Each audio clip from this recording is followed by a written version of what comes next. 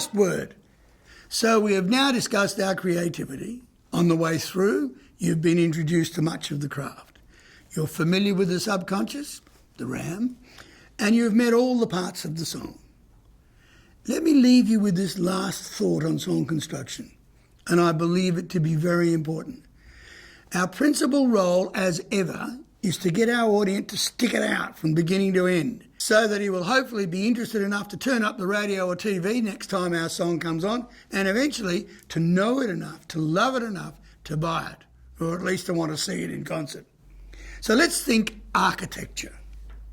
All through our journey, we've looked at all of the components and structures in plan mode. We've looked down on them as if on a piece of paper. Now I want you to think of the view of them all as an elevation.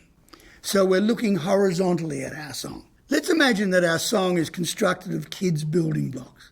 Our verse is 1 block high and 2 blocks wide. Our channel is 1.5 blocks high and 1 block wide. Our chorus is 2 blocks high and 3 blocks wide. Our bridge is 2.5 blocks tall and 1/2 block wide. So if we lay our song out, it looks like this. So far, we've dragged our audience along from the top to the bottom of the page, making him travel from the beginning, where he knows nothing, through to the end, where we hope he knows enough and likes enough to rejoin for another visit. But we also need to drag him up and down. This is predominantly the role of the music, the melody, the feel and the chords. He needs to be dragged from the verse up to the chorus, and then down to the next verse, then up again to the next chorus, then maybe up further quickly into the bridge, down to the next verse, and up to the final chorus.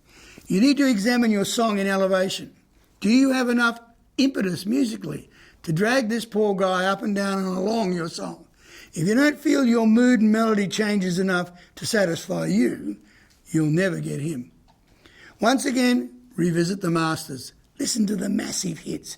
Examine the tricks and methods of the greatest writers in the world, regardless of their generation. And mostly, have fun doing this. The more fun you inject into a song, the more fun the audience gets to enjoy. But also, the more heartbreak, pathos, sadness or anger you can get yourself to feel as the writer, the more of all of those emotions the audience will share too. Enjoy this wonderful world of songwriting. There are few others so rewarding.